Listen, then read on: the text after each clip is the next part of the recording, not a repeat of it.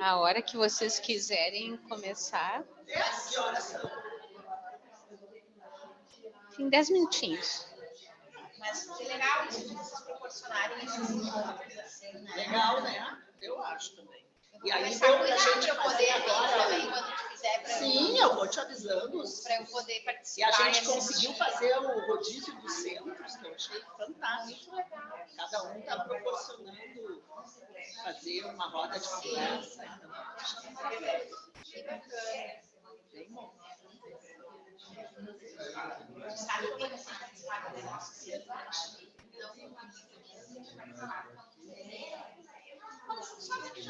Já me convidaram para fazer parte desse grupo. Mas eu tenho tanta coisa, se eu entrar no Só que é um jeito da gente se obrigar a ler, fazer leituras Pois é. fora, assim, e daí ter perspectiva de gente médica. todas as áreas, né? A amiga minha doutora. Mas eu tô falando com os online aqui. Claro. Nem sei. O Matheus tá lá. Ah, já tá. Aham. Legal. Viva a vida moderna. É.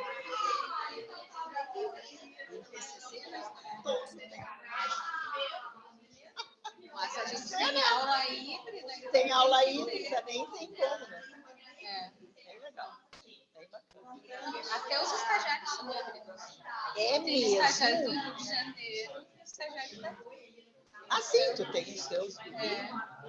Então, E lá tá bombando o Rio, o tá, TCC do Rio. tá bem. É. Eles têm uma filial lá no Rio de Janeiro, no centro de estudos lá. E como é que é? Vocês são voltados para psicanálise? Nada da psicanálise. Não. Mas como é que chama assim? É abordagem sistêmica. Por isso as rodas de conversa sistêmica. Mas tem todas as terapias integradas. Tem a TCC, tem as terapias contextuais, tem outras terapias que se integram. E a HTF, por exemplo, Terapia do é apego, terapia familiar, né? terapia do esquema, A maioria de vocês Terapia. aqui trabalha como terapia familiar, mas a terapia individual sistêmica também. A familiar, a sistêmica não é só a familiar. eu começando essa coisa. Faz muita terapia familiar. Tu não quer dizer boa noite? Dizer que é um prazer receber a HTF. Assim, casais que É.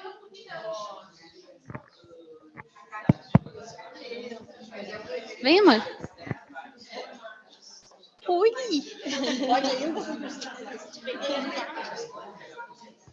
A gente pode começar?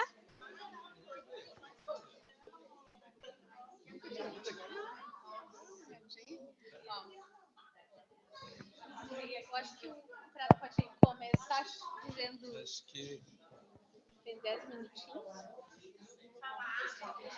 uma conversa é bom ir conversando, como uma conversa é bom ir começando a conversar. E aí tu vai fazendo dissertação, pessoal. Sim, o pessoal vai separar no sentido. É, mas é pra isso. Acabou. Então, só agradece a HTF. E aí até uma hora. Eu fico dando roteiro pro Platano. Começa, agradece, agradece. Só pra gente não Agradece. se perder, pra gente se perder no horário. 8h10. Até 9h passadinho. Tá. Vamos lá, então? Então tá. Letícia, tu vai ficar ali, né? Vocês podem Eu vou ficar do teu lado aqui. Ela pega, ela não. Não, a gente vai botar agora.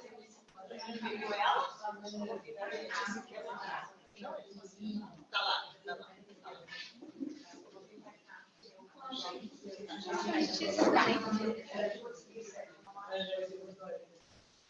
E aí, cara? se eu apareço lá. Eu sou diretora de cena.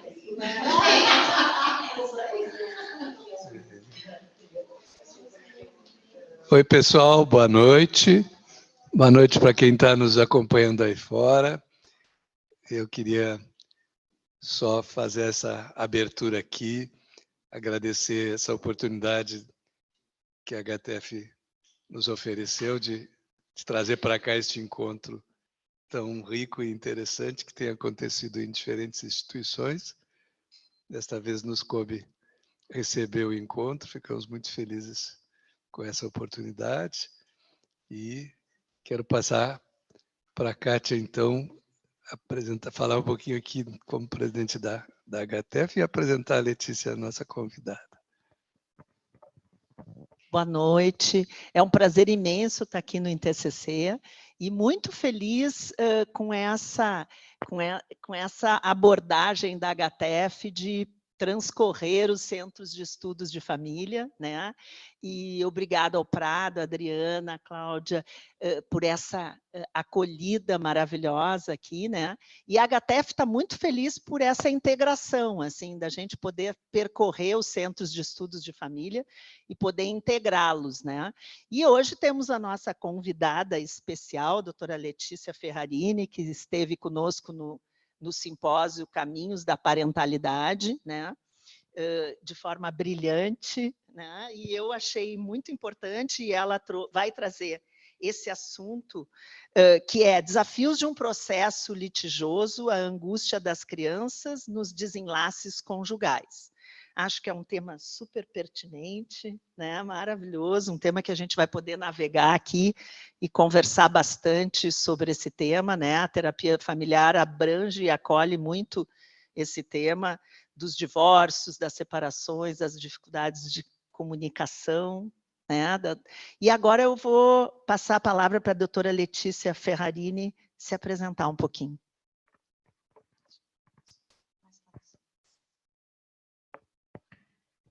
Boa noite a todos e todas. É uma grande satisfação estar aqui mais uma vez na presença de vocês. Eu agradeço, então, na pessoa da Kátia, essa feliz oportunidade de estar aqui. Eu acho que é sempre muito produtivo e me sinto já acolhida, e quando encontrei vocês aqui já me senti assim em casa, porque eu já identifiquei a maioria do pessoal aqui daquele evento que foi brilhante, né? Eu fiquei assim com um gostinho e querendo estudar mais um pouco aí da área de vocês, né? E então eu quero dizer que para mim é uma grande satisfação e achei brilhante essa forma, esse formato, né? Que vocês criaram de percorrer aí, fazer esse evento de forma itinerante, assim. Então é muito bacana mesmo. Eu me sinto honrada com a possibilidade de estar aqui. E eu espero conseguir, de alguma forma, trazer alguma coisa aí das minhas percepções, né, da minha experiência como advogada, então, familista. Vou me apresentar um pouquinho e também já saúdo aí o pessoal de casa que está nos assistindo e abrilhantando aqui. Que bacana, né? A Kátia dizia antes, e viva a tecnologia. Que bom que hoje a gente tem essas, né, essas possibilidades. Então, eu sou advogada, atuo com exclusividade na área de direito de família e sucessões. Fiz toda a minha formação acadêmica por uma oportunidade da vida, na verdade, acabei fazendo estágio ainda na faculdade, num escritório de direito de família, e me segurei nessa oportunidade. Então eu sempre digo que, na verdade, eu não escolhi o direito de família me escolheu, né? E então eu me formei em 2007 e desde 2005 eu já fazia estágio com direito de família. Então já faz alguns anos, né, que eu vivencio a advocacia familista. E como eu sempre gostei muito da área acadêmica, eu, assim que me formei, já fiz uma especialização, depois um mestrado, depois, um pouco mais tarde, eu fiz o doutorado, e sempre focado no direito de família. Mas eu acho que essa troca aqui com vocês é muito mais na minha experiência, na minha vivência, então, com os divórcios, com os processos em si, né? E acho que talvez o que enriqueça aqui seja justamente a gente trazer uma visão e uma percepção prática do que a gente vivencia na realidade, e que não é apenas aquilo que muitas vezes a gente apenas encontra nos livros, e que é tão importante, né? Mas a gente percebe que tem algumas coisas, e que penso que com a área da psicologia a gente precisa fazer essa interlocução é justamente com essa nossa vivência do dia a dia, né? E quando eu conversei com a Kati sobre o que seria bacana eu trazer, né? Assim, como que eu posso contribuir um pouco com a minha percepção, com a minha vivência. E obviamente que quando a gente então definiu esse tema, eu pensei, não, eu tenho que cuidar porque eu não quero aqui ensinar os psicólogos a avaliar ou a diagnosticar angústia, sofrimento, né? Porque isso vocês muito melhor do que eu têm, né? O conhecimento e o estudo para isso. Aliás, eu sempre digo que o advogado de família ele acaba tendo assim um lado um pouco psicólogo, pelo menos no sentido de acolhimento, não é? Porque não tem como tu ser um bom advogado dessa área sem acolher, né? A gente precisa ter aquele primeiro impacto, aquele primeiro contato que o cliente tem quando marca uma consulta no meu escritório, ele precisa sentir essa acolhida, que eu acredito que é a mesma coisa que acontece no consultório de vocês, né?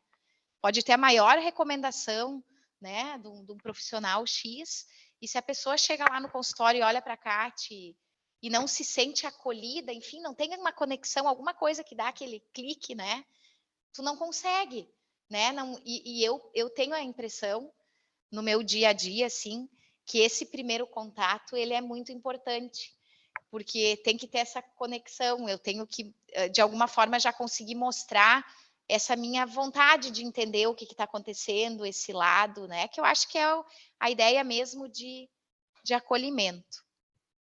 E aí, então, eu pensei, o que eu poderia trocar aqui com vocês, e certamente eu vou mais aprender do que trazer alguma coisa específica, mas eu acho que uma coisa que nós, advogados, assim, muitas vezes sentimos é essa falta de sensibilidade do próprio judiciário com relação ao tema aqui que a gente traz, que é essa angústia dos filhos no momento do conflito conjugal. E se o advogado, que é quem instrumentaliza a vontade, o que as partes buscam no processo, ele não tiver esse olhar sensível para tentar buscar isso, ou muitas vezes para dizer, olha, para o seu cliente, né, isso que tu estás fazendo não é adequado, não pode, né? Hoje ainda eu gravei um vídeo que eu dizia isso, olha, eu costumo dizer para os meus clientes que eu não sou contratada para vender ilusão. E nem para dizer o que o cliente quer para ser agradado. E sim, muitas vezes, eu acho que tem muita coisa que a psicologia ela conversa com o direito, né? Porque eu acho que talvez vocês, lá no consultório, vocês também têm algumas situações, né? Independentemente da linha de atuação, que às vezes a pessoa ela chega querendo uma coisa, né? E dependendo, o profissional vai tentar conduzir de um jeito que mexe numa ferida que se a pessoa não estiver preparada, ela vai embora, né? Ela abandona a terapia. Ela não está pronta. E isso acontece comigo no escritório. Talvez porque a gente tem essa linha, e eu acredito que hoje existe essa geração de profissionais, né? Que se preocupa com até com a sua postura ética diante de situação, sobretudo quando tá envolvendo crianças, não é? De eu dizer para minha cliente, olha, não, tu não podes condicionar o acordo, a guarda compartilhada das crianças ao teu marido abrir mão de um pedaço do patrimônio lá da casa da praia. O valor da pensão não tem a ver com a questão da convivência. E, pessoal, isso a gente vive diariamente. Né? Eu adorei a palestra da Ana Gomes, né? Uhum. Eu fiquei encantada, eu fiquei assim, gente, eu confesso para vocês que eu não a conhecia, né?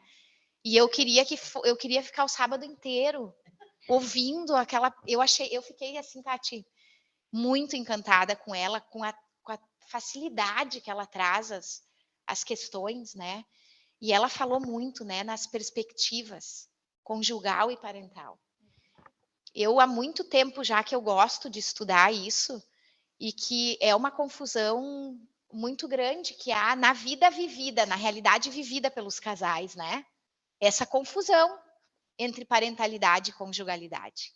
E essa confusão eu vivencio todos os dias como advogada familista. Que é muitas vezes isso, eu tô lá com aquela mãe, com aquela mulher que ela tá bem intencionada. Ela quer resolver, mas ela está angustiada. E aí ela começa a falar coisas, ou perceber, ou sentir, que eu tenho que dizer assim, olha só, pensa bem, isso aqui tu estás indignada com o teu ex-marido. Ele foi um sacana contigo enquanto homem.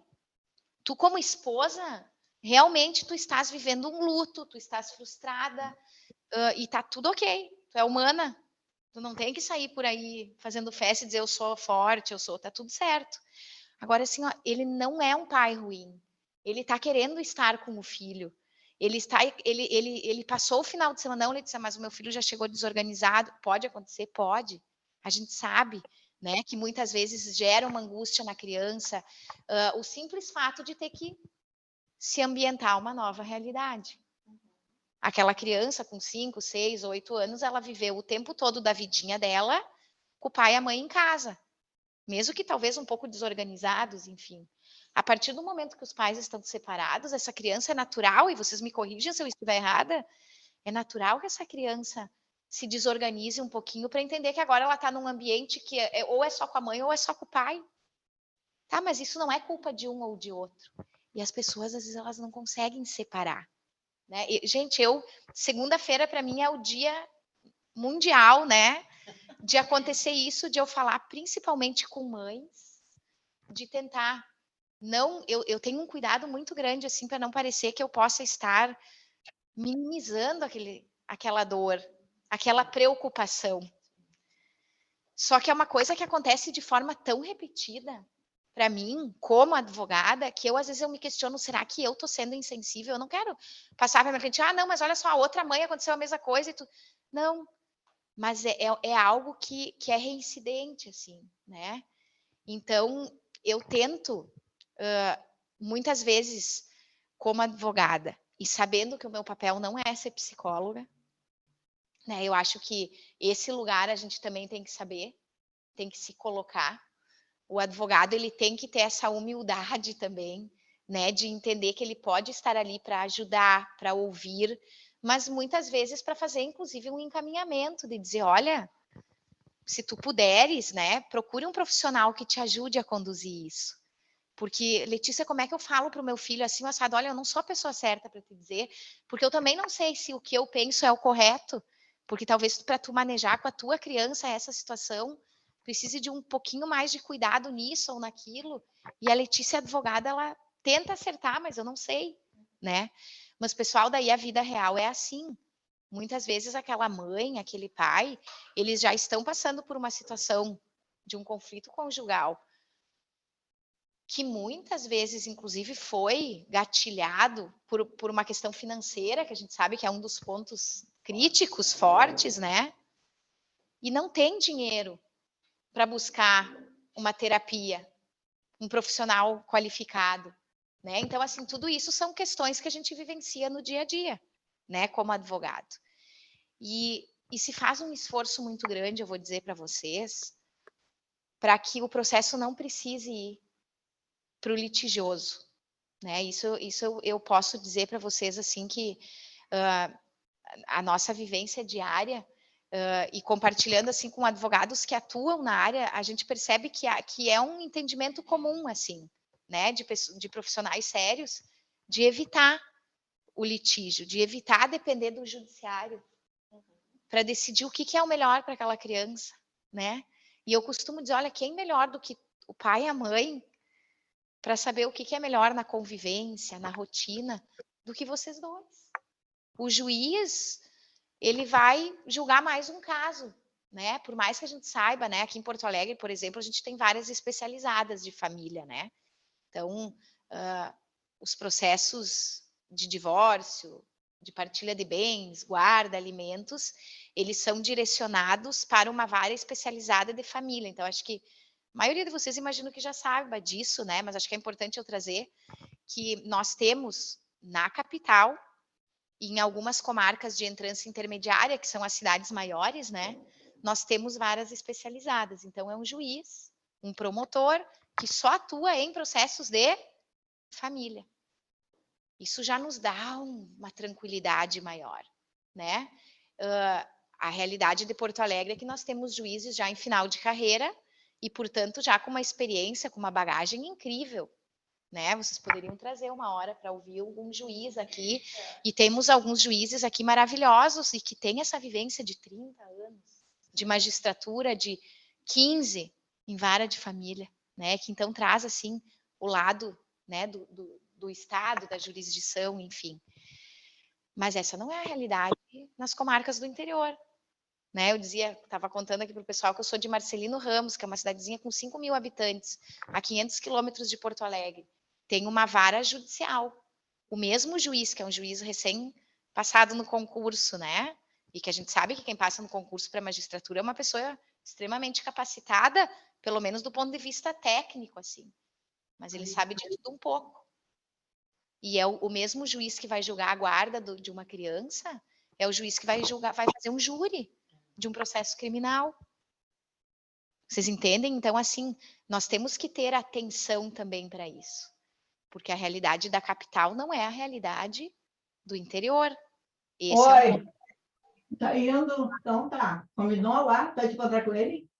Vai te encontrar com ele? Tá. Uhum. Então, essa é uma realidade que nós também temos que levar em conta, porque o processo judicial ele nos impõe alguns desafios, né? Então, assim, nós estamos falando no conflito conjugal, né? Então, quando já chega no advogado, é porque ou já se tentou fazer uma terapia de casal, ou simplesmente aconteceu uma situação específica que, né, houve um rompimento traumático do relacionamento, enfim, vocês muito melhor do que eu sabem os muitos motivos, né? O que pode, para chegar numa situação de divórcio, de dissolução de uma união estável, né? A gente até defende que o advogado de família ele não deveria ser procurado só no momento da crise, do litígio, do rompimento, que um já saiu de casa, né? Mas é uma coisa um pouco cultural também nossa, né? A gente não tem muito isso. Basta eu falar aqui para vocês que a própria questão, assim, se eu perguntar quem aqui já fez um testamento, né? Pensando na questão sucessória, é um pouco da nossa cultura, assim, nesses assuntos eu não vou falar porque não é o momento ainda. A gente também não fala, um outro assunto que é muito legal falar aqui em questão de casais, que não é o foco de hoje, mas é a questão do planejamento patrimonial.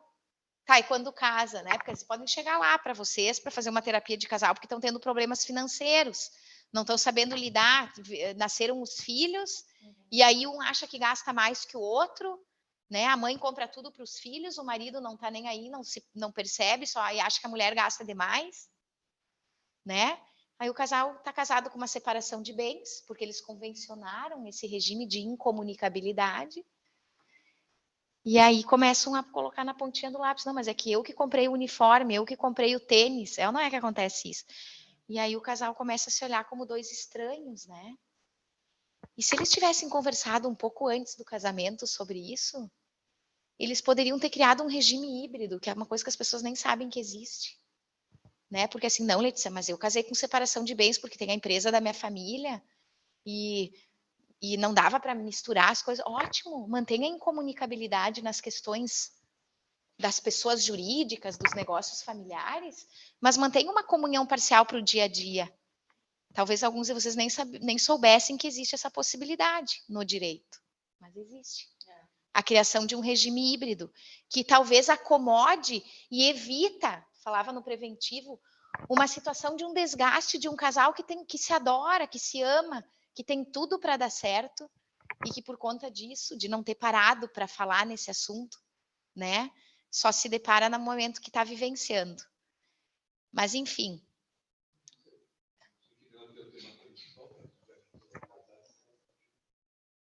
Eu repito a pergunta dele depois? Tá.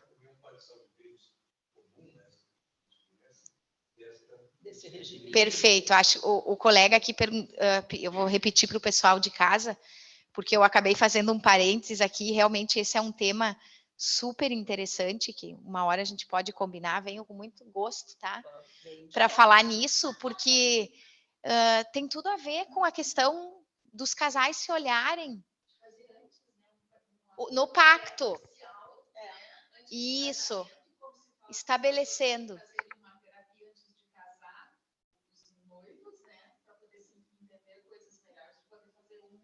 um pacto antenupcial. Então, assim, o colega que me pediu, e eu vou esclarecer, então, a diferença, né, entre o regime da comunhão parcial e essa ideia que eu trouxe aqui para vocês do regime híbrido, tá? E a colega também disse ali para justamente a gente trabalhar uma ideia de fazer como um pacto antenupcial. É exatamente no pacto, né? Então, assim, pessoal, vamos fazer um parênteses aqui. No casamento, quando as pessoas vão se casar, elas, se nada referirem a respeito, vai se aplicar o regime da comunhão parcial de bens, que é o regime legal. Na lei brasileira, se o casal nada falar a respeito, o regime que se aplica é o da comunhão parcial. É um regime muito justo, porque ele é o regime que comunica entre os cônjuges tudo aquilo que for adquirido de forma onerosa na constância do relacionamento. Aquilo que cada cônjuge já tinha antes de casar, ou que eventualmente receber por herança da família ou por doação, não comunica. É a ideia do esforço comum. E veja bem, prestem atenção. No regime de comunhão parcial, presume-se o esforço comum. Então, não é assim, não, mas só o marido trabalha e a mulher ficou em casa cuidando dos filhos, então ela não tem direito. Não, ela tem direito a tudo, inclusive ao FGTS do marido. Sabiam disso? Porque se presume o esforço comum. Sim. É um acerto conjugal. Eu costumo dizer, às vezes, para o meu cliente, quando ele chega lá e diz, não, mas a Letícia, ela não tem direito. E mais, eu vou provar que ela gastava 7 mil por mês no cartão só com bobagem de Guaé, ela vai te pedir pensão ainda. Porque foi um acerto do casal. Se tu sustentava as regalias dela, ela tem direito. É um acerto conjugal. Não tem vítima ou algoz, né? Cada casal sabe dos seus arranjos. Isso eu aprendi com terapia, para entender meus pais. Eu fui entender com 23 anos que era o casamento do meu pai e da minha mãe. Eu não tinha nada que ver com a relação, né? Era a relação deles. Enfim. Então, assim, a comunhão parcial é isso. Comunica-se os bens adquiridos na constância. E o que acontece? Hoje em dia, sobretudo no contexto das empresas, é muito comum a gente faz planejamento patrimonial de empresas e coloca até no contrato social lá, que para eu ser tua sócia, para nós sermos sócios, os sócios todos têm que ser casados com separação de bens.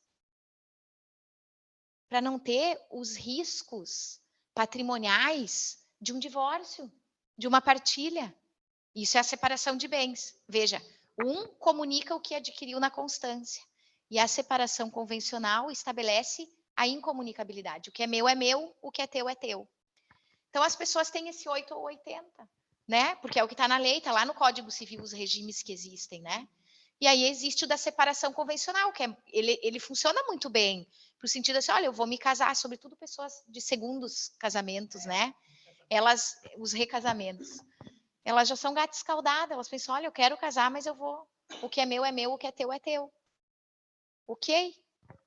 Mas há casais que às vezes até por uma imposição da família, ou porque tem o seu negócio, ou porque imagine assim, um é concursado, tem estabilidade, tem o salário certo todo mês, tabelinha do Excel para as despesas, para tudo, e o marido é um super empreendedor arrojado, que abre um negócio aqui, abre uma franquia ali, e aí tem riscos fiscais, passivo trabalhista, né? Aí eles entendem, não, vamos estabelecer uma separação de bens. Aí começa a fazer a continha lá quando nascem os filhos, que o marido não se dá conta, e a mãe compra roupa para a menina, e compra fantasia para a festa junina, e compra não sei o quê. Tudo que a mulher trabalha, tudo que ela gasta é com os filhos, e o marido guarda tudo. E aí, separação de bens, o que é meu, o que é teu. Gastou, o problema é teu. O que está na minha conta é meu. Tu entende que se cria uma matemática que para ti pode funcionar, mas para ti não. Eu não estou dizendo que tem certo ou errado, pessoal. O certo é que tem que ser conversado. Tem que criar essa cultura de se falar isso. A gente tem que falar para os nossos filhos isso. Eles têm que se acostumar a falar com o parceiro, com a namorada sobre essas questões. Não tem que ser um tabu, porque é. É um tabu. Se tu chegar para o teu namorado e falar sobre isso, ele vai dizer, mas só um pouquinho, a gente vai casar, tá pensando em casar, tu já tá pensando em não dar certo? Pessoal, é ou não é? Tem esse tabu, não é?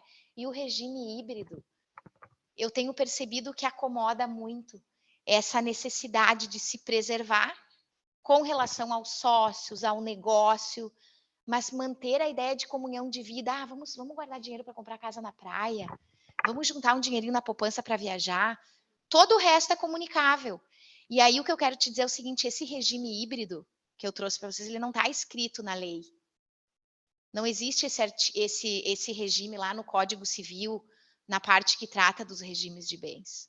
Só que no direito a gente aprende uma coisa, que o que não é proibido é permitido. E isso é uma questão legal mesmo. Então, assim, dentre os regimes que estão na lei, eu posso criar uma mescla de regimes de bens.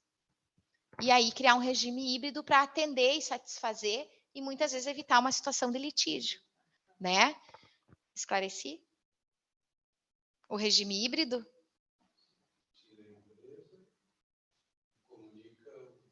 O resto. Isso. Então a gente faz um pacto antenupcial, porque assim, ó, o casamento, o Código Civil, ele diz assim, que se tu não estabeleceres nada sobre, se aplica a comunhão parcial. Agora, se tu quiseres algum outro regime, tu tem que fazer um pacto antenupcial, que é um documento próprio para o casamento que se faz no tabelionato, tá? É uma escritura pública. Pacto antenupcial. Na união estável é a mesma coisa, só que a gente não chama de pacto antenupcial, porque núpcias é casamento, né? É no contrato de convivência. Tudo isso que eu estou dizendo, esse regime híbrido, inclusive, ou misto, eu posso fazer para quem vive em união estável. Que, aliás, é uma segurança bem importante. Muita segurança. Tá? Então, assim, isso é uma questão que eu acho que aos poucos a gente vai mudando a cultura, né?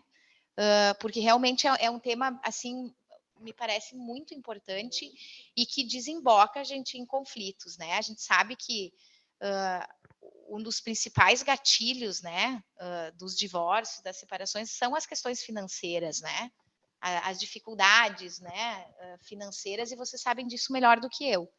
Mas aí, então, eu trazia, assim, que quando existem esses percalços, não é? E a gente tenta evitar, portanto, o litígio, a gente tenta evitar submeter o processo a depender de uma decisão judicial. Hoje a gente tem trabalhado muito com essa ideia de comunicação não violenta, de tentar falar com o colega que representa o outro colega, né, para o outro cliente, para justamente tentar chegar num meio termo, porque a gente sabe que dependendo do judiciário, pode ser o melhor advogado do mundo, tem algumas questões que, né, assim, ó, um dado de realidade que eu trago para vocês. Eu hoje, cada vez que eu atendo algum cliente que eu pense, que eu sei que reside em Canoas, chega a me dar um calafrio, porque as varas de família de Canoas, assim, ó, é bem triste. E eu falo isso, sei que está sendo gravado, não é nada, né? Eu digo porque, assim, é uma comarca de entrância intermediária, né, que muitos juízes dali já estão vindo para Porto Alegre, e fica, às vezes, muito tempo a vara de família sem juiz titular. Aí fica um juiz substituindo. Pessoal, é um calvário. Porque tu imagina eu entrar com uma execução de alimentos lá de um pai que não está pagando pensão, aquela mãe precisa da pensão, e daí demora, às vezes, assim, ó, 90 dias para ter um despacho inicial. E aí tu liga, eles te respondem, os servidores não têm culpa, nem o juiz. Né? Eles te respondem, doutora, está aqui na pilha, na demanda, tem que aguardar, tem que... Aí tu vai dizer isso para a pessoa. Então, assim, a gente tenta, né, evitar ao máximo o litígio. Nem sempre a gente consegue. Letícia, nos casos em que aparece que tem infidelidade, piora muitas coisas? Depende, eu vou te dizer. Sim. Ela me perguntou se nos casos em que há, no contexto do casal, infidelidade, se piora muito, né? Aí eu respondi no primeiro momento, depende, né? Em primeiro lugar, para o processo judicial, não interfere em nada. Por quê? Isso é um ponto importante, né? Porque não se discute mais culpa na conjugalidade. Isso eu acho que é importante até para vocês, assim, né? Que, pessoal, isso não é discurso acadêmico ou o meu entendimento pessoal. Nós tivemos em 2010 uma emenda constitucional, emenda 66 de 2010, que acabou com o Instituto da Separação Judicial. Vocês sabiam disso? Hoje não existe mais a separação, tu faz direto o divórcio. Por isso que eu estou falando aqui divórcio, e muitos de vocês já trabalham desde a época que ainda existia, porque até 2010 primeiro eu tinha que fazer a separação e depois converter a separação em divórcio, Kate. Hoje não. Hoje é uma ideia, né, uma tendência que já vinha em outros países, do Estado para de interferir na minha vida privada e dizer que eu tenho que essa coisa do casamento, né, indissolúvel. Então, tu quer te divorciar? Tá, mas olha só, tu fica 1 ano separada e me prova, e aí depois o Estado te deixa te divorciar, porque antes disso tu não pode casar de novo. Era isso, né? Era manter um vínculo. Eu considero isso um início, uma sementinha do início do processo da desjudicialização. Isso, né? Com certeza. Absolutamente. É a ideia, né, de tirar um pouco do Estado essas questões todas que são muito íntimas, enfim. Tanto que hoje a gente sabe que não tendo filhos menores, eu posso inclusive fazer, né, o divórcio, tudo no tabelionato, que é justamente isso, né? Mas o fato, então, assim, ó, a emenda... E por o que uma coisa tem a ver com a outra? Lá na lei, quando se falava em separação judicial, que está ainda ali no Código Civil, nos artigos 1571 e seguintes, tu tinha que trazer os motivos. Quando o advogado ajuizava uma ação litigiosa de separação judicial, eu tinha que elencar qual dos motivos pelo qual o casamento, eu não queria mais ficar casada. E uma coisa que é curiosa é que não tinha a falta de amor. Olha, não amo mais. Acabou o amor. Esse não era o motivo para tu te separar. Tinha que ter violência, tinha que ter, enfim, né, aqueles motivos, a traição, tá? Quando sai, de forma consequente à emenda constitucional é revogado do Código Civil o Instituto da Separação Judicial e se faz o que hoje a gente chama de divórcio direto e sem prazo, é extirpado do ordenamento jurídico o entendimento sobre levar a culpa. Então, assim, eu não tenho que... Quando eu faço uma ação de divórcio, eu vou falar lá, a Maria quer se divorciar do João, vírgula, por motivos que não convém tratar nesta sede. Vai lá para a terapia. Não é no processo judicial. Tá? E mais eu vou dizer para vocês. Ah, Letícia, mas assim, eu já atuei como perita num processo, e não é bem assim que eu tenho visto alguns advogados atuarem. Pois eu vou te contar uma coisa. O advogado que leva a baixaria, a foto da traição, o vídeo do detetive, mostrar que vou comprovar que ele é gay, que ele é homossexual, usem o termo que quiserem, a gente pede o juiz, às vezes, de ofício, ou seja, sem nem a outra parte, manda desentranhar dos autos.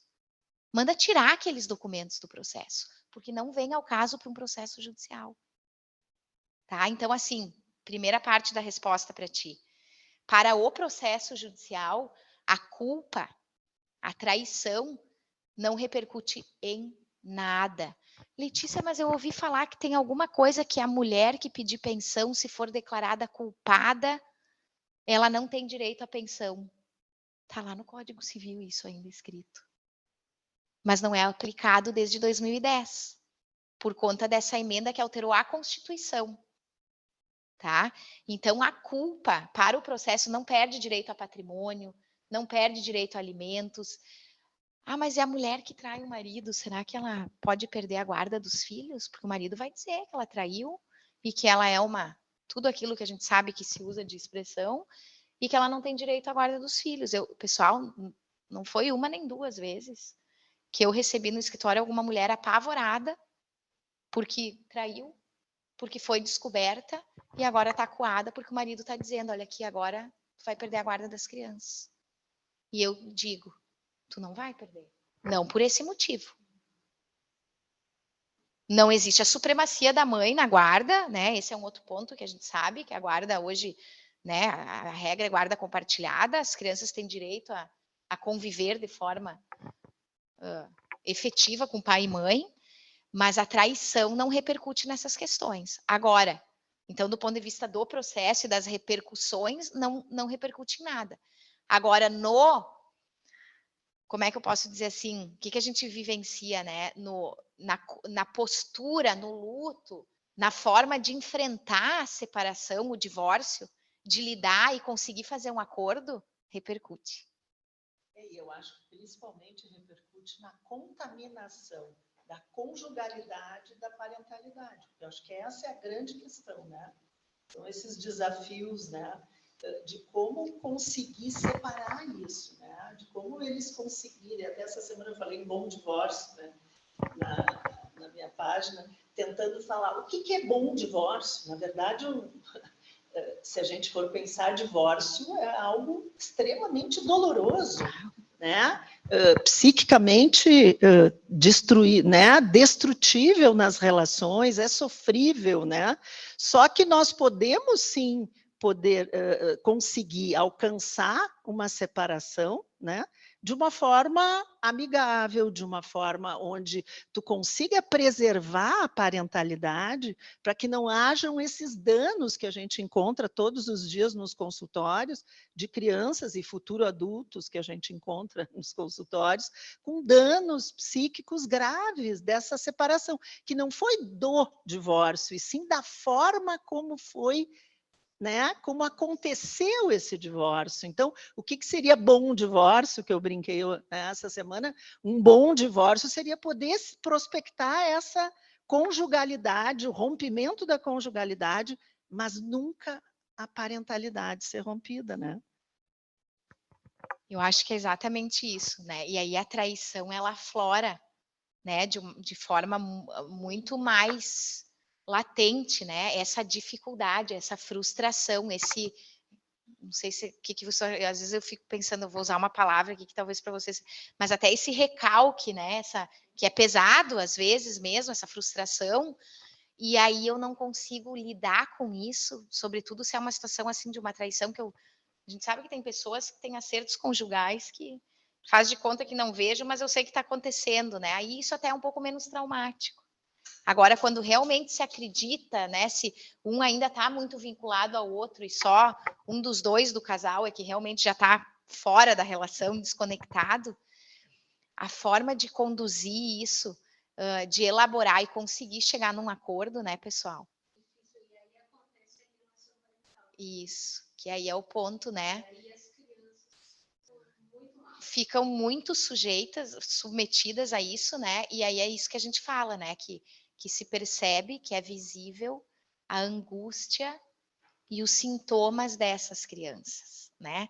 E são muitos os sintomas das crianças que estão colocadas nessa situação, né? Muitas vezes ali sendo utilizadas como um instrumento, né? Naquele conflito conjugal.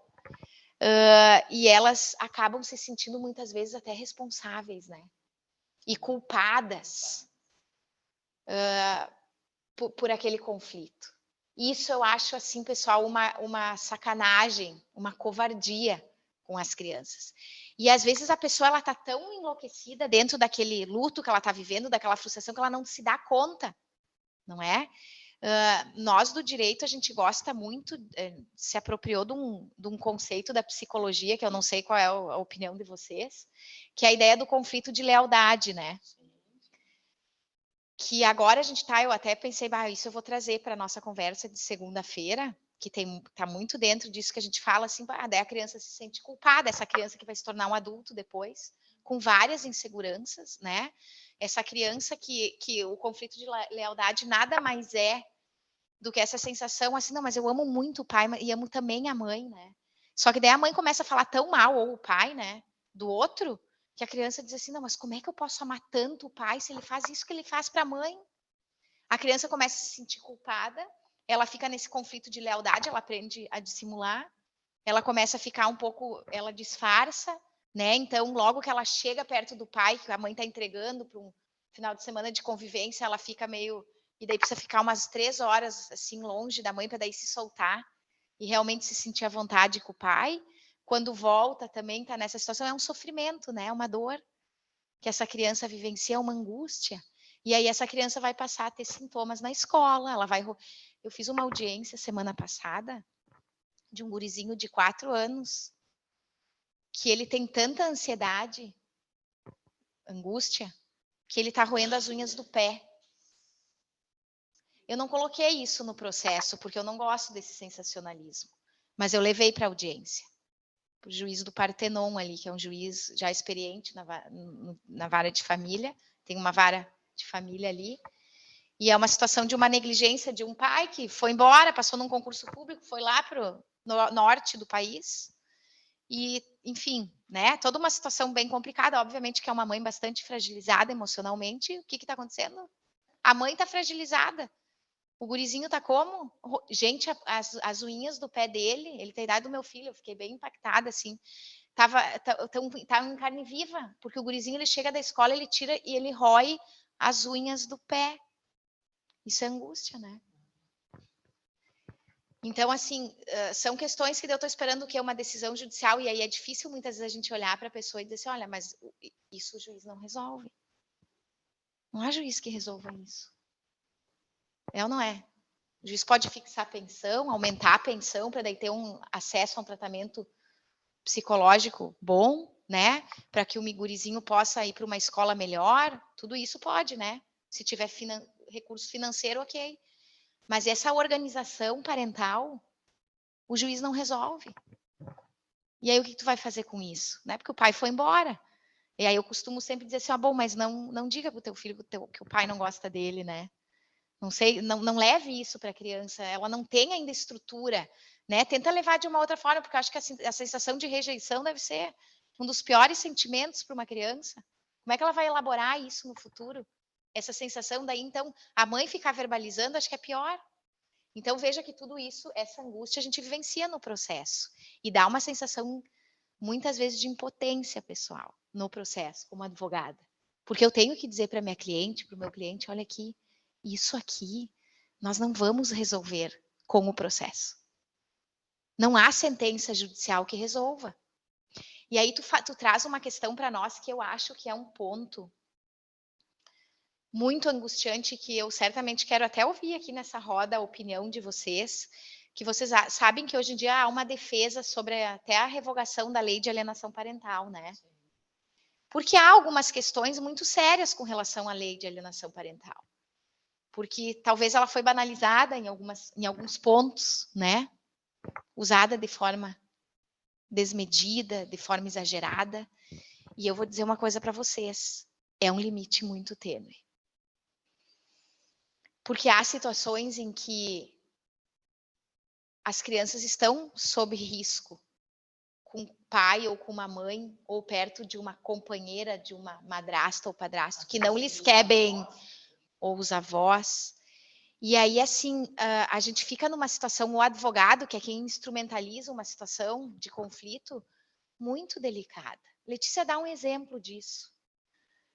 Eu estou com uma situação no meu escritório de um casal que a gente conseguiu, porque a colega advogada do pai também era uma pessoa muito assim nesse espírito, vamos tentar conciliar e vamos evitar o conflito, e fizemos um acordo em outubro do ano passado, os dois filhos do casal, e a menina, a mais velha, né, ela tinha um apego muito grande ao pai, o pai sempre foi muito presente na vida dela, e esse casal, ele conseguiu separar a conjugalidade, os problemas conjugais, e os dois se mantiveram no exercício da parentalidade de forma brilhante. Só que agora, desde o meio do ano passado, foi inclusive antes do acordo, o pai tem uma namorada, ok, tudo certo. Só que essa namorada, que hoje é companheira do pai, porque já está coabitando com ele, ela não aceita as crianças. Ela não tolera os filhos do companheiro dela. O que essa criatura vai se relacionar com alguém se ela não... Ela tem que saber que vem, como a gente brinca, com o kit completo, né? Então, se tu não aceita, tu tem direito. Mas assim, ó, te relaciona com um homem, com uma pessoa que não tenha filhos. E aí o resumo da ópera, que eu só vou resumir aqui para vocês, é que eu tive que entrar com uma ação judicial agora, no mês de abril, depois de resistir muito, porque a minha cliente é uma pessoa muito, assim, cuidadosa, e eu dizia, fulana, nós vamos ter que ter cuidado, porque vai parecer que tu é alienadora. Vai parecer que tu é que estás com ciúme da namorada. Que até agora, enquanto ele não tinha namorada, estava tudo bem. E que tu estás não assimilando o fato de o teu ex ter... É um limite muito tênue. E se eu sou uma advogada que não tem esse filtro, eu levo para o processo e o juiz ou a juíza ela vai ler aquilo e vai achar que é bobagem. Pois então, eu fiz uma ação com muito, assim, e fui falar com a juíza. Porque o primeiro despacho da juíza foi o que eu imaginava, né? E veja bem, Letícia, o que tu pedia nessa ação? Eu não pedia suspensão da convivência, porque os filhos amam esse pai. Eu só pedia porque tem uma situação financeira, porque como era um pai e uma mãe muito presentes, e existe toda uma dinâmica, quem tem filho pequeno sabe, leva para a escola, busca isso, aquilo. Eles organizaram uma convivência que o pai buscava 2 tardes na escola, pernoitava com os filhos e ficava 2 manhãs com as crianças para levar para a escola. Porque a mãe trabalha muito, ela é funcionária pública e tem que cumprir horário. E o pai deixou de fazer isso durante a semana porque a fulana da companheira não aceitava aquela dinâmica. E isso repercute afora a questão da convivência financeiramente. Porque a mãe ia ter que pagar uma van que ia dar quase R$2.000 para as 2 crianças. Ou ela ia ter que abrir mão do FG que ela tem no estado. Vocês entendem? É uma questão prática. Então, eu entrei com uma ação dizendo, olha, eu pensei, vou apertar no bolso dele, né? Eu quero só reverter essas 2 noites e 2 manhãs que o pai não tem podido estar com as crianças porque a companheira não aceita, porque ele mandou mensagens e hoje a gente usa, faz prova, né, do WhatsApp, de tudo isso. Eu quero alterar a forma de alcance dos alimentos, porque aquela convivência naqueles 4 turnos com as crianças tem um valor financeiro também. Então, isso representa lá R$2.000. Então, eu pedi um aumento da pensão, que não é aumento, é uma forma de alteração. No primeiro momento, eu não tenho dúvida que a juíza leu aquilo e achou que talvez pudesse. Eu fui conversar com ela. E aí nós tivemos uma audiência. Foi marcada uma audiência de conciliação e o pai ali, ele se desorganizou, ele ficou meio furioso, estava mal orientado, talvez, enfim. E ele admitiu que era a fulana que não aceitava. E nós fizemos um acordo depois de quase 3 horas de audiência com uma promotora e uma juíza maravilhosas, em que ele combinou que ele ficaria com as filhas, mas que a fulana, a companheira, naqueles turnos, e inclusive nos finais de semana alternados, ela que tem o filho dela e que tem família aqui em Porto Alegre, naqueles dias, ela não ficaria em casa, ou ele faria algum programa na casa da mãe dele, porque ele admitiu que ela não tolera as filhas. Só que isso não se concretizou, porque essa mulher, ela é tão perigosa que ela não aceitou. 2 horas depois da audiência, ela ligou, ela mandou mensagens, eu tenho tudo documentado, eu levei para o processo, fazendo ameaças tenebrosas. E essa menina, e eu comecei a contar isso também para dizer para vocês que a filha mais velha, né, que tem essa relação com o pai, gente, essa menininha, ela mandou uns áudios para o pai, que a minha cliente me mandou, que eu fiquei impactada com a maturidade dela, pobrezinha na marra, né? Ela era quase adulta falando com o pai. Porque o pai, ele tá fragilizado, ele não é mau, mas ele é imaturo. E ele tá num relacionamento conturbado, e ele tá se sujeitando àquilo, e ele não tá conseguindo olhar para as filhas. A sorte dessa menina é que ela tem uma psicóloga, que é um anjo, que ela é maravilhosa, e ela tá conseguindo ajudar essa mãe a manejar e a conduzir a situação. Mas vocês vejam que isso é angústia. E vocês conseguem entender que isso o juiz não resolve? Nem o advogado. Eu resolvi lá com a liminar que eu consegui que a juíza fixasse a pensão em mais R$2.000 e as meninas estão indo de van. O filho e a filha estão indo de van. Mas isso não se resolveu porque a menina está sentindo falta do pai. Ela quer o pai. E o pai não consegue se posicionar. E nesses casos, tu acredita que a terapia de família não seria interessante? Com certeza, né? Mesmo para um casal que não é mais casal, né? Como é que vai convencer o pai dele a fazer terapia com a ex-mulher? É. Ah, sim. Não vai conseguir. Mas, de qualquer forma, seria uma... Se ele fosse... fazer sessões separadas até conseguir juntar, né? Tem várias configurações, né, que tu pode construir. Pessoal, tem que cuidar, porque se falar fora do microfone, o pessoal ele não ouve. Boa noite, até agora a tua fala é demais, obrigado. Eu trabalho com a professora Mariana Beckel também, e ela está desenvolvendo um protocolo psicoeducativo para ser aplicado compulsoriamente com homens acusados pela Lei Maria da Penha.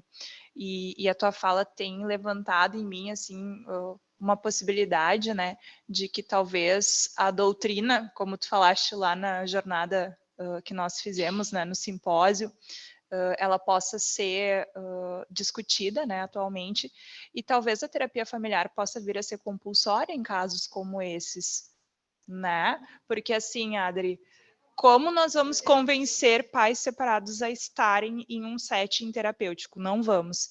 Então, vamos utilizar do direito da lei para trazer essas pessoas, nem que sejam forçadas, a vir de encontro a um profissional que possa talvez elucidar isso, né? Fica a minha sugestão, posso comparecer no fórum de discussão. Eu acho que no dia a dia, nós já vivenciamos algo nesse sentido, tá? Ainda é bem embrionário, mas a própria ideia da guarda compartilhada imposta, né? Que por muito tempo se dizia guarda compartilhada não é possível se não há consenso, né? Se não há diálogo, que a gente sabe que é impossível exigir isso como condição para uma guarda compartilhada, porque às vezes justamente o que levou ao divórcio, a separação é a falta de diálogo, de comunicação. E aí hoje a gente basta procurar aqui na jurisprudência do nosso tribunal que a gente encontra belas decisões em que se estabelece, olha, o fato da conjugalidade não ter funcionado e o pai e a mãe não conseguirem conversar, vão ter que aprender. E eu vou contar uma coisa para vocês. Eu tive uma situação há uns 4 anos atrás. É um juiz, até vocês podiam chamar ele para vir aqui, porque ele é um juiz muito bacana, o doutor Marco Aurélio. E ele é muito experiente na área de família, ele é juiz eu não sei se agora não foi para o tribunal, mas ele era juiz ali no Foro do Alto Petrópolis. E eu vivenciei uma situação de um pai e uma mãe bem jovens, e ambos muito problemáticos. A mãe, inclusive, ela tinha o diagnóstico e tratava o diagnóstico de borderline, né? Ela tinha algumas situações bem delicadas assim. E ele impôs a ambos que fizessem terapia. Eles tinham condição financeira, né? Esse é um primeiro ponto. O meu cliente tinha condição financeira e ele obrigou, né? Ele impôs que eles fizessem terapia e quem pagou tinha que pagar a terapia, porque quem estava no meio disso era a criança. Daí, assim, quantas pessoas que vocês conhecem de casais assim que fazem o seguinte, ó, eu vou dizer para vocês, eu sou a primeira a fazer esse filtro e dizer, gente, vocês têm certeza? Porque assim, ó, os adultos, né, eles colocam os filhos na terapia e não se tratam. E não se dignam a ir numa sessão para falar com a psicóloga. Tu entende? Então, eu vou te dizer uma coisa, que realmente, dentro dessa própria ambiência da guarda compartilhada, até como um instrumento para inibir a alienação parental, porque daí se tem a convivência com ambos, né? A gente sabe que é muito importante, a gente hoje em dia nem fala mais em visita, né? A gente defende a bandeira de que pai e mãe convivem. Visita é uma coisa, assim, muito, né? Distante e impessoal. Então, eu quando entro com uma ação, é ampliação ou regulamentação de convivência. Não existe pai que visita, eu quero um pai que seja pai, uma mãe que seja mãe. E aí vai dentro desse contexto, porque realmente, pessoal, né? Às vezes a gente acha que a criança tem que ser tratada, porque a criança está indo 3 vezes por semana. Esses dias eu atendi uma mãe numa relação abusiva ao extremo, porque ela sofre violência emocional e física, né? Uma mulher muitíssimo bem-sucedida, e que às vezes a gente acha que tem que ter dependência econômica, né? Não necessariamente, né, Kate? Uma mulher que se sujeita a um relacionamento abusivo e tem um filhinho de 9 anos, que agora ele começou também a bater na mãe. Mas ele vê o pai batendo. E aí sabe que essa criança ela está indo 3 vezes por semana na psicóloga. Gente, adianta? Me contem, me expliquem se adianta. Né? Tudo bem, talvez pobrezinho é melhor do que nada, porque tá ali dentro desse conflito, mas assim, a mãe não consegue sair dessa... Ela já foi 3 vezes no meu escritório. E eu sempre digo, não é lá comigo, não sou eu que vou dar a força para a pessoa se separar. Eu não sou esse tipo de advogada. Eu vou lá para dizer, olha, tem esses caminhos, mas não sou eu que vou te dizer, agora é a hora. Tu tem que estar segura, eu estou aqui à tua disposição para tomar as providências jurídicas, mas a decisão é tua. Quem tem que dar forte para dar esse passo é tu. Não é verdade? E aí os filhos estão nisso, gente. Aí eu vou dizer uma coisa para vocês. Como é que tu queres? E uma coisa também que eu acho que no contexto da terapia familiar vocês devem ouvir, eu não sei como é que vocês conduzem isso, mas que para mim é algo muito pesado. é eu ouvir, e isso geralmente vem das mulheres, né? De uma mulher que está num relacionamento abusivo de alguma forma, ou desgastado, de dizer, eu não me separo por causa dos filhos. Eu não sei se alguém quer comentar isso assim, vocês vão dizer, não, Letícia, mas pensa, eu tenho um filho pequeno, eu sei que realmente é bom ter o pai junto, né? E deve ser muito mais pesado para a mulher se separar e estar com as crianças, sobretudo pequenas, enfim, mas tu colocar esse peso no teu filho, né? A criança levar essa culpa, levar isso no ombro, será que não é uma grande sacanagem com a criança? Porque assim, ó, o que vocês vão me dizer? Esse gurizinho que vê a mãe apanhar e vê a mãe ser humilhada, do tipo, hoje tu não vai sair com o carro e a mãe tem que pegar um Uber com o guri para levar para o colégio num dia de chuva, porque o cara resolveu que naquele dia o carro dela, ela não podia pegar, e o gurizinho sair na chuva no inverno com a mãe para ir até o Anchieta, porque o violento acordou de mau humor, porque ela não colocou gasolina na noite anterior. A criança vivenciando isso todo dia, isso não é pior? Tem coisa pior para essa criança do que viver nessa ambiência, nesse modelo? Punição. E como é que... E daí, assim, ó, essa mãe, talvez ela elabora de uma forma, né, dentro da loucura do casamento deles, que tá tudo bem, né? Porque daí, talvez, chega de noite, eles vão ter uma relação sexual bem boa lá, porque daí a gente sabe que tem isso, às vezes tá o tesão misturado com a loucura, e a criança tá apavorada, tá com medo do outro dia, como é que vai ser quando ela acordar, se o pai vai brigar ou não, se o pai vai beber uísque naquela noite e vai estar mais violento. Então, os adultos, eles não se dão conta, eu acho que é essa angústia, que as crianças, elas não conseguem elaborar, porque cada um de nós tem a forma de elaborar algumas coisas, né? E a gente já tem mais estofo, mais estrutura para isso, mas as crianças não têm, né, pessoal? Eu cada vez mais eu me preocupo com isso, então. E aí eu diria assim para vocês que essa angústia que os filhos vivenciam, eu não vim aqui para trazer resposta, né? Mas é uma coisa assim, ó, que eu acho que realmente tem que ter alguma coisa, algum envolvimento. Que bom quando eu tenho, como advogado da outra parte, um profissional que também tenha esse olhar. Eu fui fazer uma audiência esses dias no interior, que eu sou advogada do pai, e a mãe é uma pessoa, é uma boa mãe. Mas ela não confia no pai, ela sempre foi a parte forte do relacionamento, daí se separou, ela fica um pouco angustiada. Ela não deixa o pai ser pai, né? E aí eu tive que dar um limite nela, e eu consegui uma regulamentação de convivência para o pai pernoitar com o gurizinho durante a semana e passar de sexta a domingo, o guri é louco pelo pai. Tive que tomar essa. Aí assumiu uma colega advogada que foi para a audiência, maravilhosa, porque antes da audiência ela me chamou e disse, Letícia, olha aqui, olha, eu só quero te dizer uma coisa, eu não vou ser essa advogada que vai fomentar isso que a fulana está fazendo, ela não faz por mal, mas ela vai aceitar isso aqui. Então, assim, ó, quando tem um advogado desse lado, com esse olhar colaborativo, ótimo, e pessoal, hoje tem muito isso. Né?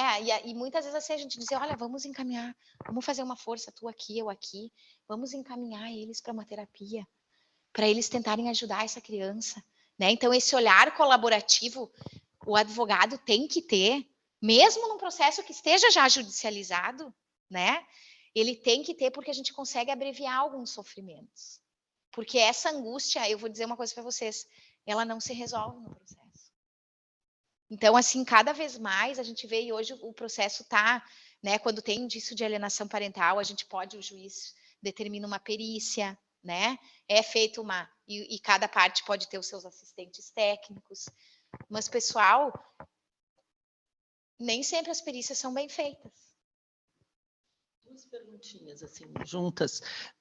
Uma é a questão, assim, na tua opinião, como é que está essa questão do olhar colaborativo, né, para esses divórcios, na tua opinião? Como é que estão os advogados? A gente sabe que vocês tiveram, né, sempre uma formação mais litigante, né? A gente agora está numa proposta colaborativa no judiciário, e o papel, juntando a isso, da mediação familiar, se tu acredita que está auxiliando. Eu percebo um movimento muito importante desse olhar e dessa postura colaborativa. Eu percebo e eu sou uma entusiasta, né? a gente acaba, assim, vamos falar aqui em Porto Alegre, né, que a gente acaba sendo uma província aqui, então, assim, os advogados de família, a gente se conhece, né? Tem alguns que são rotulados e conhecidos, como aquele não faz acordo. Tem. E tem alguns que, inclusive, gostam de vender essa bandeira, né? Eu não faço acordo. Pois cada vez mais eu defendo a ideia de que eu faço acordo e que a minha habilidade, que cada vez mais eu quero desenvolver, é a minha habilidade de conseguir chegar num acordo. Porque litigar é fácil, sabe por quê? Porque eu faço um bom processo, escrevo bem, eu estudei bastante, e eu entrego para o juiz. Eu digo, olha, eu já fiz a minha parte, agora é o juiz que vai decidir. Agora, um bom acordo, né? Um bom acordo que cada um ceda um pouco e perceba que isso é ganho, que é tu ser protagonista, e daí entra um pouco na mediação, né?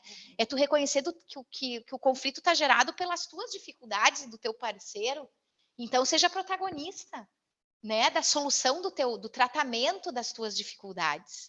Então, assim, eu percebo, Cati, que há um movimento, assim, e eu não acho que é só uma questão, os advogados com tal idade, formados, não. Tem advogados já muito mais experientes do que eu e que estão nessa postura colaborativa e que, inclusive, muito me ensinam pela postura educada mesmo numa audiência, né, de se colocar.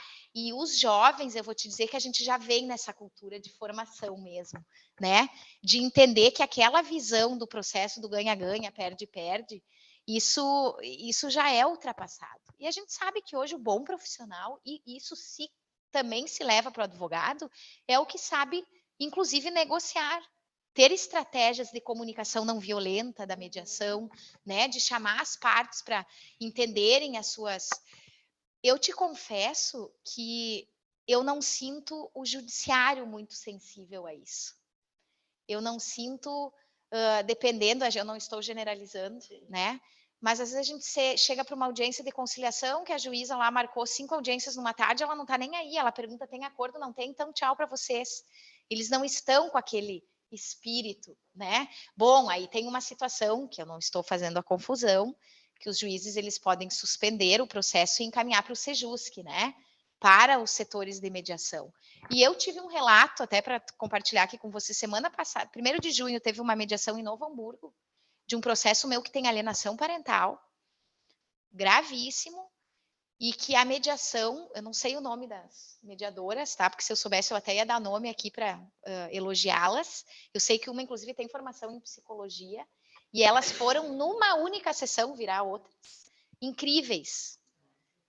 Elas conseguiram criar, eu estou há 2 anos num processo, e que, nossa, sai faísca, assim, porque é uma situação bem grave, elas conseguiram desarmar tanto a mãe que comete alienação, como o pai que se sente vítima e que também eles conseguiram. Então, assim, eu acredito na mediação, mas eu acredito que o advogado tem um papel importante de estimular, de fazer a pessoa ir para lá acreditando que vai ser bom, né?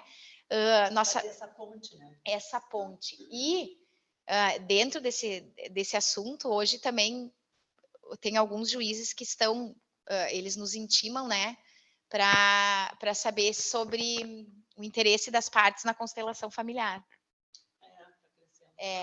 Esse é um assunto que eu agora que conhecendo, eu comecei a estudar um pouco para entender um pouco mais, então eu não me sinto assim habilitada para falar alguma coisa, né? Eu acho que tudo é válido quando as pessoas querem de alguma forma buscar algo alternativo ao judiciário, porque realmente a situação do judiciário é isso, né? Eu acho que dentro da clínica, né, vocês, na psicologia, vocês tomam cada caso como único, porque é uma vida, né? Ou uma família. Vocês conseguem tomar, eu acho que a psicologia tem isso, é da própria... É da psicologia, inerente a olhar para a pessoa e acolhê-la e tratá-la, né? Não generalizar. Só que o direito, pessoal, o direito, a ciência jurídica, ela tem algo inerente ao direito, que é a ideia do abstrato e universal, né? E claro que no direito de família a gente defende muito assim, chamar para o caso concreto, né? Então eu digo muito, o direito de família é o direito do caso concreto. É a vida da criança de 8 anos aqui, a criança de 8 anos ali, para ela pode funcionar uma guarda alternada. Que ela fica uma semana com o pai, uma semana com a mãe. Essa criança aqui da vizinha, de 8 anos, também não funciona. Ela não consegue fazer tanta mudança. São composições customizadas. Né? E aí o judiciário, muitas vezes, ele não consegue dar essa atenção do caso concreto. Né? Então, assim, às vezes a gente vai para uma audiência e o juiz, numa audiência de conciliação, diz: olha, doutora, vocês tentem fazer um acordo, porque assim, eu já vou dizer para vocês, o meu entendimento é que mesmo na guarda compartilhada é um pernoite na semana e finais de semana alternados de sexta para domingo. Esse é o meu entendimento, doutora. Eu acho que não faz bem para a criança, não fez estudo psicológico, não analisou o contexto daquela criança, do apego daquela criança com o pai, porque ela vai no futebol com o pai 2 vezes por semana. Né? Doutora, eu já adianto para vocês, esse é o meu entendimento, esse é um entendimento abstrato. E a gente se depara com isso. E digo mais, né? Nos deparamos com isso, inclusive, no tribunal, quando a gente recorre para uma decisão. Nós temos 2 câmaras especializadas, agora vai passar até a 3ª, né? A 7ª e 8ª Câmara Cíveis do Tribunal de Justiça do Rio Grande do Sul só julgam processos de direito de família e sucessões. Então, tem a composição, né? A gente sabe o entendimento dos desembargadores.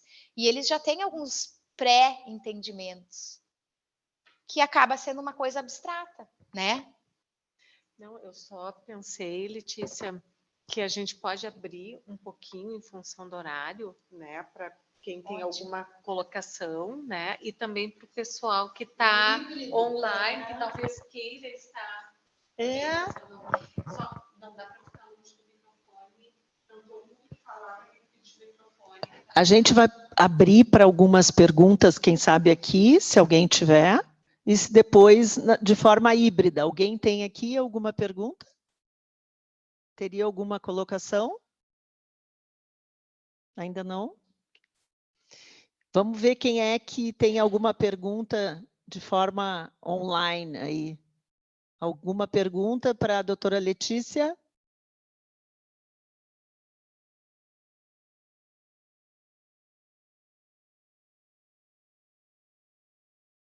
Ó, vamos ver aqui se está aqui. Eu. A Ieda. Vai lá, Ieda.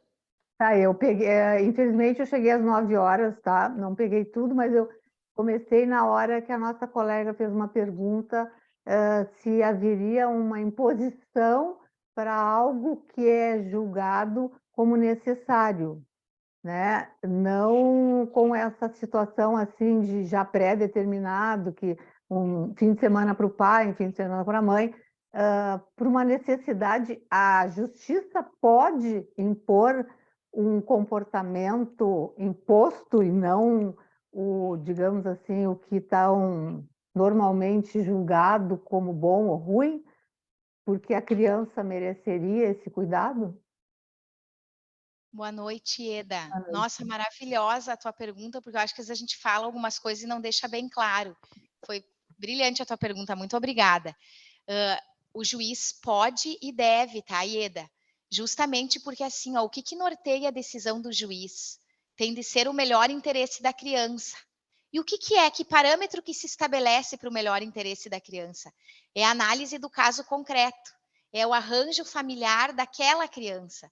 Então, sim, há situações, e aí a gente tem que instrumentalizar isso no processo e fazer uma prova disso no processo, em que, por exemplo, porque não existe na lei, Eda, um arranjo familiar que é o melhor.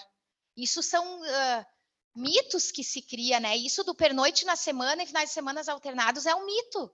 Assim como a gente tem um mito que é aqui do Rio Grande do Sul, que a pensão é 30%. E Eda não tem lugar nenhum isso.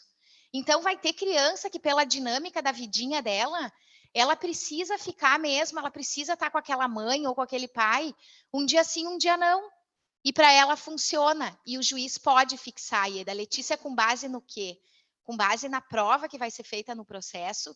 E quando a gente tem essa questão que envolve arranjo de convivência, né, Ieda, e guarda, vai ter invariavelmente uma perícia, né, uma avaliação psicossocial que a gente chama. E eu vou dizer para vocês que aqui em Porto Alegre nós temos assistentes sociais fantásticas. Às vezes, eu esses dias me deparei com um laudo, né, assim, com parecer de uma assistente social e com o cuidado de não querer ser psicóloga, né? Porque eu acho que isso também tem que cuidar, que senão às vezes ultrapassa. e que realmente traz elementos, né, Ieda, para que o juízo, naquele caso concreto, decida de um jeito até diferente daquele que ele julgou anteriormente. Então, respondendo de forma bem objetiva, o juiz ele tem dentro da livre convicção dele, norteado pelo superior, pelo melhor interesse da criança, ele poderá definir e impor, Ieda, os arranjos de convivência que naquele caso concreto se mostrar melhor para a criança. Não há um arranjo definido, né? E às vezes é bacana, até é bom para os psicólogos saberem disso, né? Porque justamente às vezes isso aparece nas perícias, né? E os psicólogos hoje atentos, eles percebem, porque aí ele vai estar lá com aquela criança e ele percebe que realmente aquela criança, o melhor possível naquele caso, é deixar ela o máximo possível convivendo muito com pai e com mãe. Ou não, né? Às vezes tem uma criança com apego muito forte à mãe, ou uma criança com 2 aninhos. Letícia, qual é a idade que o judiciário fixa a pernoite de criança? Bah, esse é um pepino, né? Esse daria para nós ficar aqui, eu não vou me estender. Não tem regra. Via de regra, nas decisões generalizadas, Ieda, 2 anos. A partir de 2 anos vai ter pernoite. Aí chega lá uma mãe para mim, Letícia, pelo amor de Deus, meu filho, ele ainda mama 3 vezes por noite. Bom, daí nós vamos ter que provar que ele é amamentado. Mas daí vai ter juiz que vai dizer, olha, para de dar mamar. Não precisa mais, com 3 anos, amamentar no peito, vai mamar na mamadeira e vai pernoitar no pai. Então, é muito o caso concreto mesmo. Não, é bom saber, porque, digamos, um caso, eu perguntei porque um caso que eu atendo de separação, né? O advogado dessa pessoa disse que precisava um endereço fixo, que eles não gostam, que os juízes não gostam, que tenha na guarda compartilhada 2 endereços de convívio, que tem que escolher um endereço. Perfeito, vamos lá, Ieda. Na É guarda por isso que eu te perguntei, eu achei absurdo isso. Não, mas é ótima essa tua colocação. A lei da guarda compartilhada, ela diz que preferencialmente deve ser definida a residência base da criança, tá? Então, eu geralmente, quando faço acordo, lá coloca a guarda compartilhada com residência base na casa da mãe. Agora, o fato de ter uma residência base na casa da mãe não significa que não vai ter 2 pernoites na semana ou uma alternância de dias, tu entende? E hoje já se defende que, inclusive, essa exigência é desnecessária. Para fins, ó, importante, para fins de acordo, isso não é impositivo. É possível e o juiz homologa um acordo em que se estabelece. Esses dias eu tive que falar isso para uma juíza do interior, dizer, doutora, a senhora avalia que o tribunal não questiona. É possível fazer sem ter o domicílio, se for acordo, Ieda, sem ter apenas uma residência base. Ótimo, muito obrigada. Foi muito boa a tua explanação e o esclarecimento. Obrigada.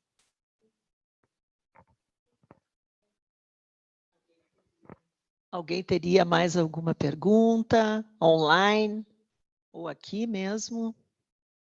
Alguma dúvida?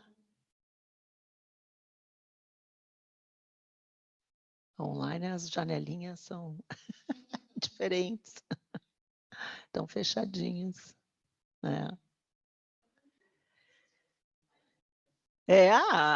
Ó, é híbrido, a Adriana e o Prado. Eu vou trazer, voltando ali no início, quando estava falando, né, no casal e as diversas formas, assim, hoje que se tem de poder compor, então, seu contrato conjugal legal, né?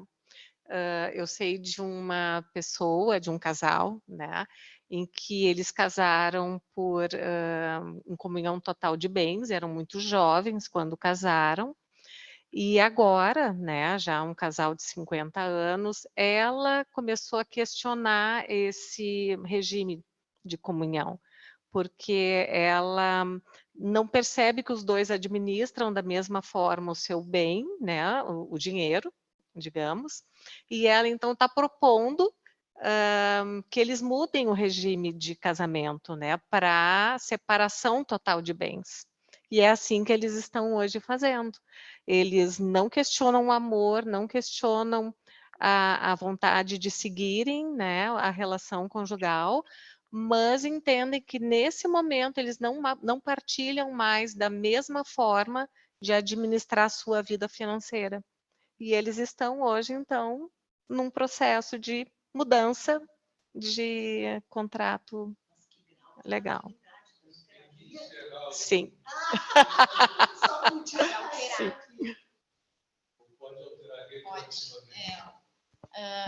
Essa questão é realmente, né? Que grau de... Eles devem estar fazendo uma terapia de casal maravilhosa, né? Porque essa transparência e essa lucidez, assim, nos objetivos, né? Mas só para vocês saberem, desde 2002 é possível no Brasil alterar o regime de bens do casamento, né? Então as pessoas não pensaram nisso lá atrás, mas hoje pensam. E veja, não precisa se divorciar. Eles alteram o regime. Essa alteração de regime ela tem que ser por ação judicial, né? E essa alteração ela não retroage, é daqui para frente.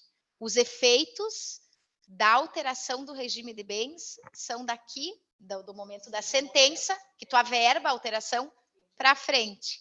Então tudo do jeito que era antes, ok, e daqui para frente vai surtir os efeitos dessa nova avença do casal.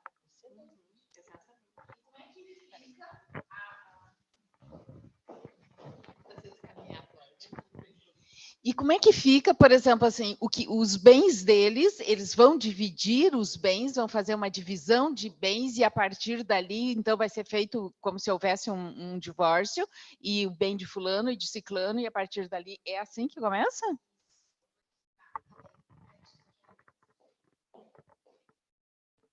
Essa questão dos efeitos da alteração do regime de bens, ela foi muito controvertida, porque quando lá alterou o Código Civil, né, tá lá no artigo 1639, parágrafo 2º, não fala sobre os efeitos, e daí ficava, tá, mas e daí os bens que ficaram para trás, como é que é?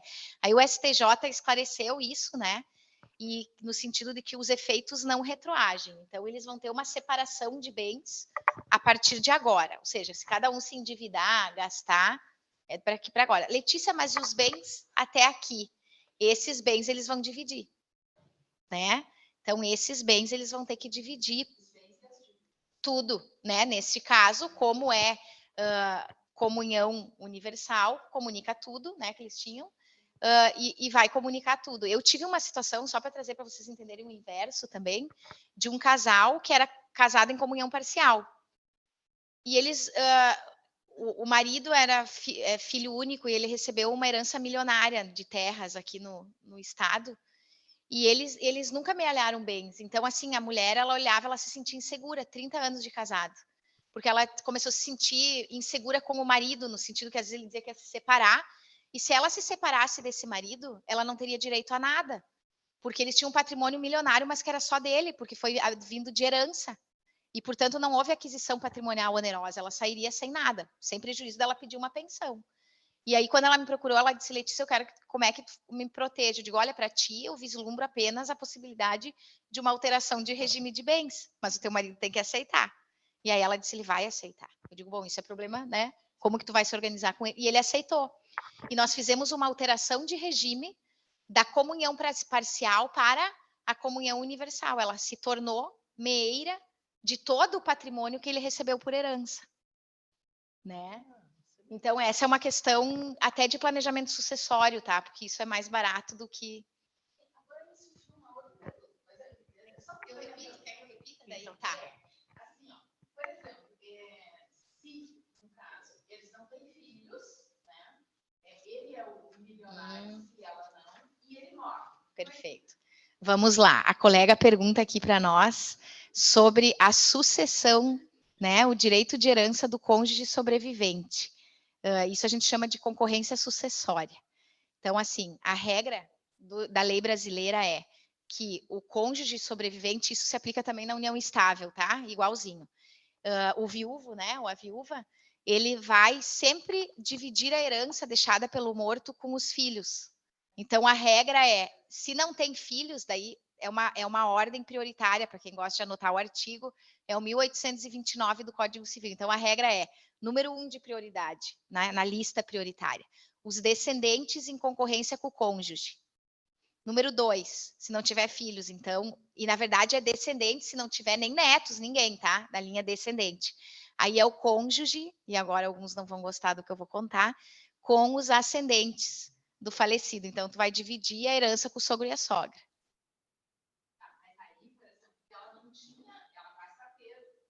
Herança. Sim, a herança, quando não tiver descendentes, qualquer que seja o regime de bens do casamento, mesmo uma separação de bens, o cônjuge ou o companheiro, ele é herdeiro. Tá? E aí, se não tiver nem descendentes, nem ascendentes, daí vai tudo para o cônjuge sobrevivente. Essa questão sucessória é bem complexa e é bem interessante mesmo. E que mexe mexe. Por exemplo, querem ver, eu recebi na semana passada, conto em 1 minuto para vocês, um casal que está junto há 25 anos, vivendo em união estável. E eles fizeram, em 2017, uma escritura pública de comunhão universal, dizer que tudo é dos dois, tá? Ou seja, a mulher se tornou meeira de todo o patrimônio. E ele, o marido, o companheiro, ele tem um filho. Então, eles sabem super bem, chegaram lá sabendo disso, que na falta dele, na falta do homem, que tem um filho que não é dela, a herança dele vai ir para quem? Para o filho, porque ela já tem meação de tudo. Então, 50% já é dela, pela comunhão universal, e os outros 50% vão ser do filho. Ok. Só que ele não estava resignado que, se ela falecer antes, a parte dela, que ela se tornou meeira pela comunhão universal, ele vai dividir com o pai e a mãe dela, que são vivos. E prejudica o filho dele. E aí eu tive que explicar que, nesse caso, eles podem fazer um testamento, né? Mas vocês vejam, eles estavam só que foi um casal muito terapeutizado. Porque eles chegaram lá no escritório e disse, gente, eu tô pasma com vocês. Porque eles falavam com muita franqueza. Olha, eu sei que é do filho dele, é ótimo, não sei o quê, mas isso aqui eu acho uma sacanagem. E ela, não, eu também acho, Letícia, porque a gente adquiriu junto, é uma sacanagem e tudo para os meus pais. Porque daí os meus pais recebem, ela viaja um monte, então ela se preocupa, um acidente. Meus pais recebem, são super velhinhos, daí eles falecem, vai para minhas irmãs. Não volta. Tu entende? Daí eu disse que bacana que vocês conseguem conversar sobre isso, né? Ele pode dispor da parte disponível. Mas daí ele minimiza, né? Aí eu mostrei para ele numa conta matemática rápida que ele deixaria da parte disponível dele, que é 50% para o filho, né? E ela também deixaria para ele, no caso. Então ficaria uma parte muito menor para ser dividida. É que se cada um do 100 é 50 para cada um, né? Então do todo é 25. Então eu já minimizo o 25, deixo para quem eu quiser, e o outro 25 é que divide com quem tem que ser dividido. Tu minimiza, né, os riscos da sucessão legítima. Esse assunto é bem... E aí eu acho assim, né, Letícia, como é importante que esse conhecimento não esteja só nas mãos do advogado ou da justiça, né, formal, mas que cada pessoa conheça seus direitos, né? E a gente podendo conhecer os nossos direitos de forma tranquila, também fica mais fácil lá no namoro, lá no início do casamento, esse assunto vir de uma forma tranquila, porque cai o tabu, né? Como isso sendo uma coisa lá longe de mim, né? E só vou saber quando um terremoto acontecer, né? Então, como ninguém gosta de viver terremoto, então a gente deixa, né, escondido. Então, acho que cada vez mais momentos assim que tenham estruturas, né, prédios e, enfim, né, olha o que aconteceu com a gente na sexta-feira, né, se a gente pudesse pensar mais sobre como viver um momento de crise, a gente pode prevenir mais, né, então... Eu até quero complementar isso, porque eu concordo muito com essa tua fala. E hoje em dia tem tanto conteúdo gratuito e disponível para a gente, né? Na rede social, na internet, e que são compartilhados conteúdos assim, que realmente tornam mais democrático o conhecimento, né? Então a gente tem que, acho que criar essa cultura mesmo, né? De consumir. Hoje em dia tem podcasts, né? Das mais diversas áreas, enfim. Então, realmente, acho que vale a pena, porque é verdade. Eu brinco, né? Eu, como professora da faculdade, tentando puxar sempre brasa para o meu assado, para o direito de família, para fazer os alunos adorarem direito de família, eu digo assim, gente, é que direito de família é vida real. É muito vida real. É o nosso cotidiano, né? Porque se não é família, é sucessão, é a herança, é a dívida, é o namorado da filha. Então, assim, é muito o nosso dia a dia, por isso que daí as pessoas acabam se interessando por esse conteúdo desse assunto, porque ele importa não só para o advogado, ele importa para os cuidados que a gente tem que ter no nosso dia a dia, é verdade. Uma pergunta. Fala, Uma Ieda. pergunta, eu já ouvi, eu nunca atendi, mas já ouvi caso assim, pode um casal deserdar um filho num testamento? Ieda, existe um artigo no Código Civil, a deserdação é uma pena, né? Ela é uma forma de exclusão do herdeiro da sucessão. É possível, sim, mas só é possível nos casos que a lei diz que são ensejadores de deserdação. Então, assim, ó, não é porque eu não concordo com a profissão que o meu filho escolheu ou com a orientação sexual dele que eu vou deserdá-lo. Agora, uma tentativa de homicídio, uma violência, um abandono, pode, né? Então, a regra não é por testamento, ok? E não basta o testamento, Ieda. Depois que a pessoa falecer, vai ter que se fazer uma ação de deserdação para confirmar que aquela hipótese do testamento realmente aconteceu para ensejar a deserdação. E parecida com a deserdação, Ieda, existe a indignidade, que é aquele caso que aconteceu, por exemplo, com aquela moça que ficou famosa no Brasil, a Suzane Richthofen, né? Ela foi declarada digna por ter cometido um ato, então não foi por testamento, né?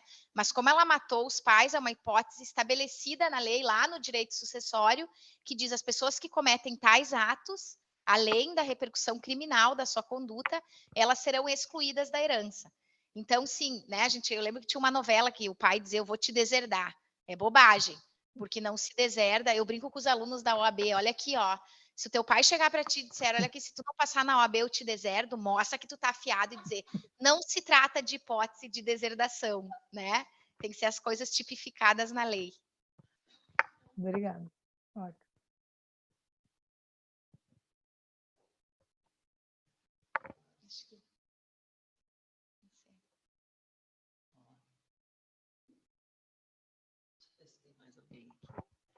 Oi, tem mais alguém? Alguma pergunta?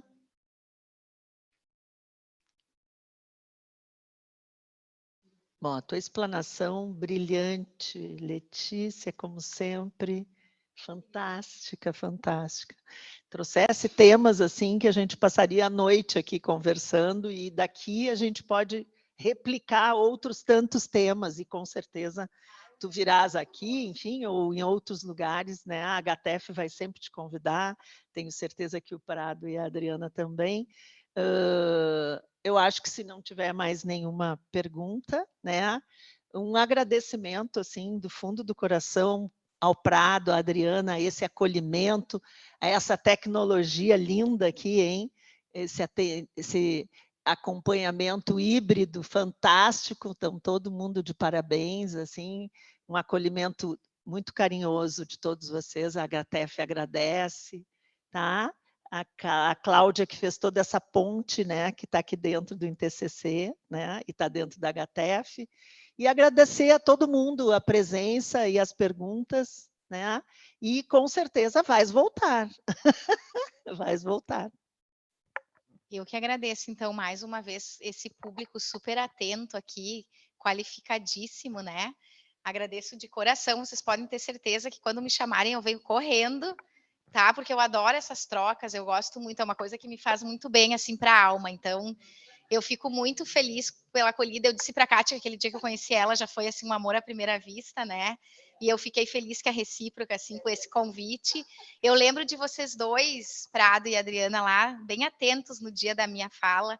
Então, foi uma satisfação. Então, eles é que são os anfitriões aqui. No mesmo dia disse que me passa o telefone da... Então, assim, todos vocês, né? A Cláudia também, eu lembro de todos vocês lá. Foi uma grande satisfação, agradeço ao pessoal. A Ieda também, eu me lembro lá do evento. Então, muito obrigada pelo carinho de vocês. E podem me chamar também, eu vou vir para aprender com vocês nas outras rodas, né? Porque eu adoro os assuntos da psicologia, assim, tenho muito a aprender. Então, eu agradeço de coração. Comecei a minha semana muito feliz, com o coração quentinho aqui com essa acolhida. Um beijo para vocês.